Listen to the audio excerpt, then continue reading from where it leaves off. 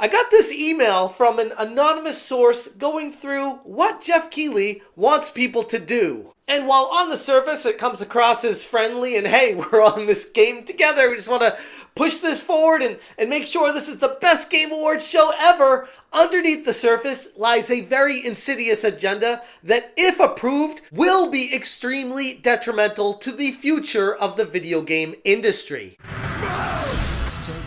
Hit that subscribe, give me a like, and check out smashjt.com for the full article breaking down this anonymous email being sent to me showing the Game Awards and Jeff Keighley pushing for somebody to just please go fill out this DocuSign and give us a good story as to why it's important to trademark the Game Awards. Hello, believe it or not, we're just 1 month away from the Game Awards and our 10th anniversary.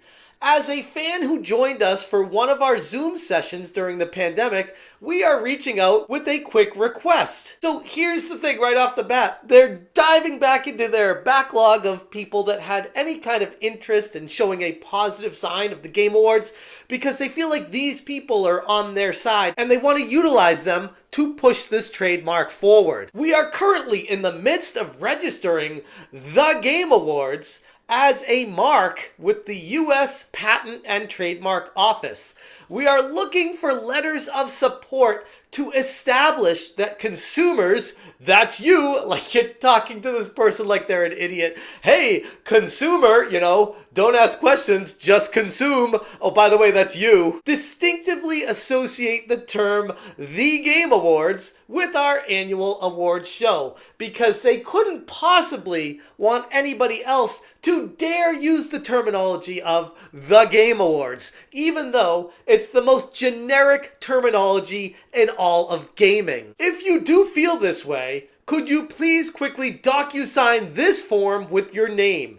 It should take about 30 seconds. So they already lay the groundwork, the foundation of, oh hey, we see you like us, you participated in our events, you were on that Zoom meeting during the pandemic, and if you want to help us out, please check this out, sign it for us. And if you disagree with this or you don't like the direction, just don't do anything. In addition, if you want to reply to this email with any personal reflections with details on how you came to know and live the Game Awards, we would be happy to include your individual thoughts in our application when it is filed in a few weeks. So not only are they asking people to go sign a generic DocuSign form to say, yeah, sure, I'm on board with you stealing this general terminology and making it your own so that nobody else can use it ever in the game industry without paying you a royalty. Yeah, sure, let's go ahead and sign that because what could possibly go wrong?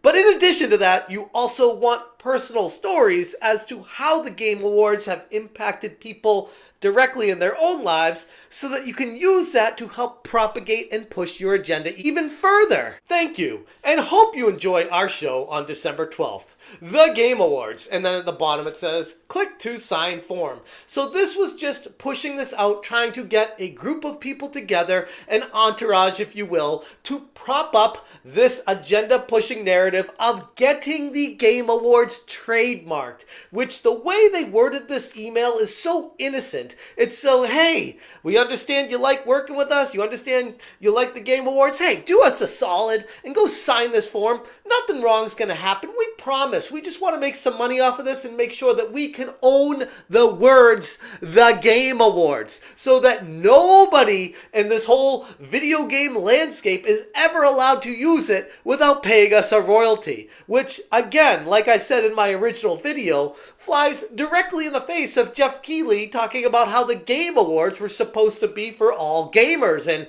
be inclusive and use all those DEI buzzwords that are supposed to propagate this narrative, when at the end of the day, all this shows and it boils down to, it's all about the money. Follow the dollar. The propaganda is propping up these corporate interests, and they want this name to themselves so that nobody else can start their own show and beat them at their own game. Trademarking a phrase as broad as the Game Awards has the potential to create ripple effects across the entire industry industry. The term itself is incredibly generic and until now has served as a shorthand for everyone in the video games industry for gaming recognition in general. And like I talked about in my previous video, by trying to trademark these generic terms, it's going to turn something like the Super Bowl into something that nobody can ever advertise or talk about without paying the NFL money. And if they're trying to have a Super Bowl party, the NFL is going to come knock on your door and try to shut it down because you didn't pay them the stipend that they demand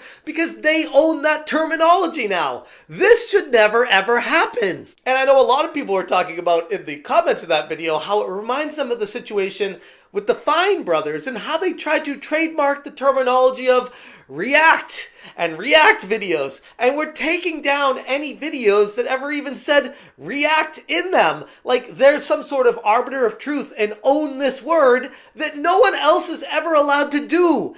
Ever. By seeking to try and monopolize the term for himself, Keighley would effectively limit how others in the industry could potentially use similar phrases, and it will absolutely stifle any kind of smaller or independent award shows and media outlets that historically celebrated gaming achievements outside of Keighley's high-budget, corporate-sponsored platform, something that many gamers, if not, let's say the vast majority out there, don't give a crap about corporate interest. Gamers want games to play because they have a passion for the fun and the entertainment value that they bring, not because a big corporate interest is paying hundreds of thousands of dollars to advertise the latest corporate interest for everyone to see and then shoot some Mountain Dew and Doritos in your face, because that's another thing gamers always want, according to Jeff Keighley at least. And as I referenced in the other video, I want to give credit to Moriarty for exposing this first for everyone, where he tweeted, Jeff Keighley is attempting to trademark Game Awards with the US Patent Office, meaning no one else will be able to host an award show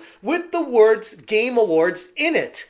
Worse, he's emailing fans and requesting they file with the USPTO on his behalf. He is trying to weaponize any kind of fans of his show to push this propaganda and agenda forward, and now we have the email that he sent to them that I wanted to bring to you guys here. This move feels like a direct response to Stuttering Craig's The Real Game Awards show, which dares to offer an alternative celebration of gaming outside of Jeff's carefully, corporately controlled narrative. Ironically, Keighley has long championed inclusivity in gaming, like I said earlier.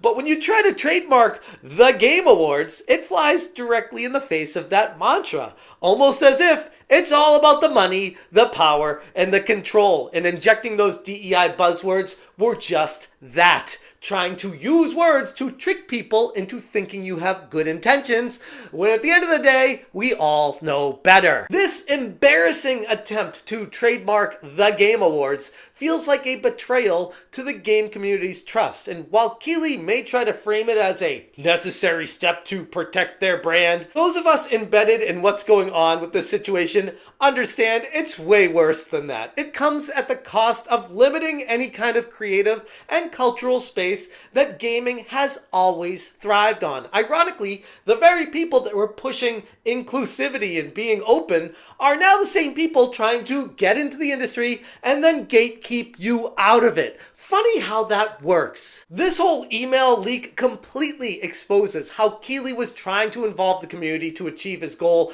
that would 100% ultimately harm it. This is a conversation that has to happen, not just about the Game Awards, but the broader implications of privatizing any kind of words in the gaming world so that only certain people have ownership of them. Because that's not how any of this has ever worked, nor will it ever be something that gamers will ever accept moving forward.